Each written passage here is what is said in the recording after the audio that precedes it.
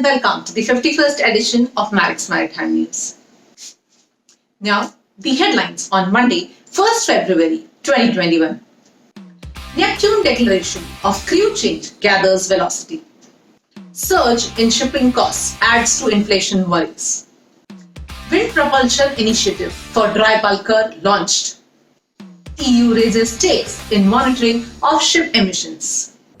JNPT-SEZ costs help in quickly moving goods to and from ports and increase global competitiveness of Indian goods.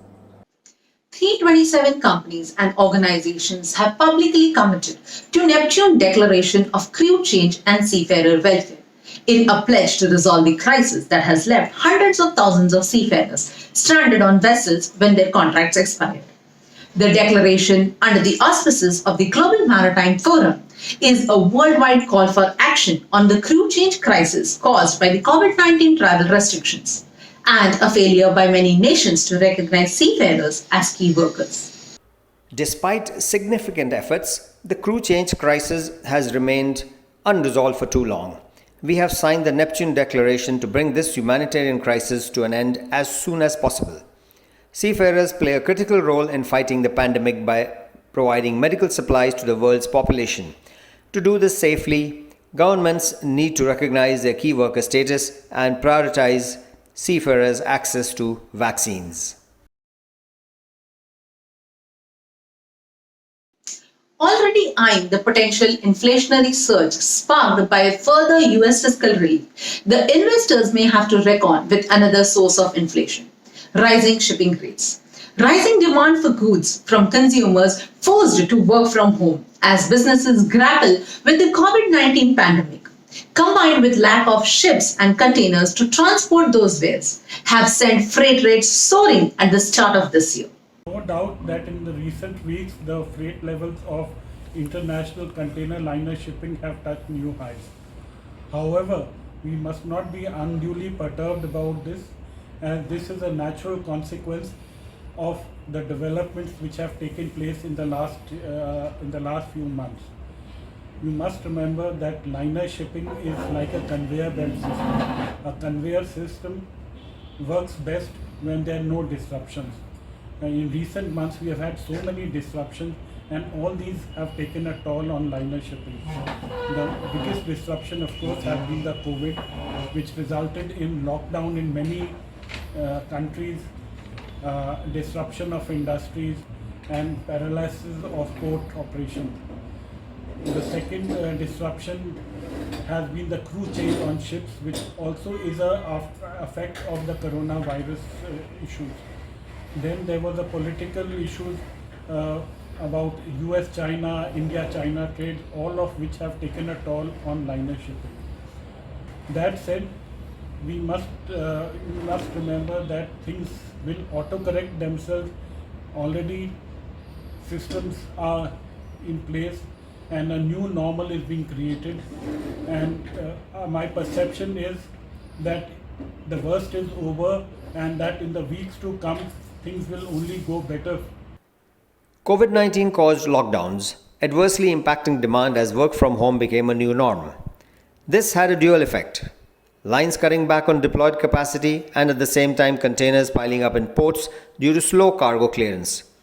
Now, as the light is being seen at the end of the tunnel, pent-up demand has come on stream, and this has exceeded supply, and hence the unprecedented rise in freight rates. The situation has given rise to an increased demand for empty containers, but those empties are stuck at various ports pending either clearance or awaiting shipping space to move empty containers to the demand locations. In the short run, the freight rates may harden. However, as lines start introducing more tonnage in service and backlog of container clearance picks up, the situation will improve and the rates will start to come down. Oldendorff Carriers has signed a joint development project with Anivai Maritime Technologies, the Lloyd's Register, and Shanghai Merchant Ship Design and Research Institute to develop a wind-assisted propulsion solution for dry bulk carriers. The adoption of this fuel-saving technology consists of installing vertical rotors on the deck. These mechanical sails, when driven to rotate, harness the power of wind to provide additional thrust on the vessel, reducing fuel consumption and lowering carbon emission.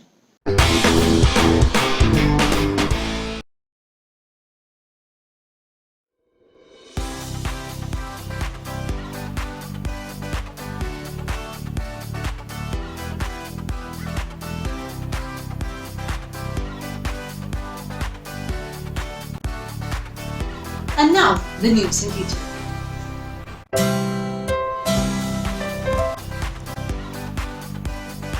The next step is now definitely there has been some pressure on Indian jobs in one way or another.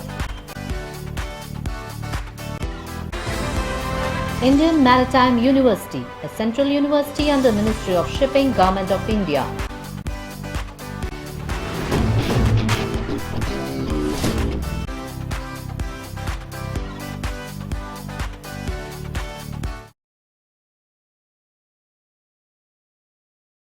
The EU is amending its monitoring, reporting and verification regulation (MRV) for shipping emissions that would require all ships stopping at the EU ports to provide information on their emissions. Some of the amendments would also require those ships to actually reduce their emissions on journeys to or from and within the EU. Marine transport emissions are indeed predicted to rise rapidly by the year 2050. The new regulatory by EU lays the foundation to remove any of the key barriers of low carbon shipping. But we should note that possible options to decarbonize shipping are various and they include fuel switching, then technological interventions, operational initiatives, and market-based measures. And not all these options by ships have reached full maturity yet. And some of these analyzed measures are already technologically advanced, whereas others are not. Then some are fast to implement in short term, while others require a consistent investments and longer time scale towards long-term decarbonization. In my opinion, it is impossible to anticipate which solution will be most valid.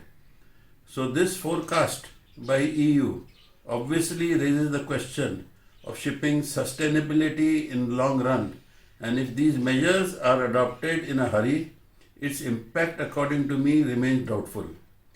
CO2 and GHG emission mitigation as a whole will have to be now treated as a security issue.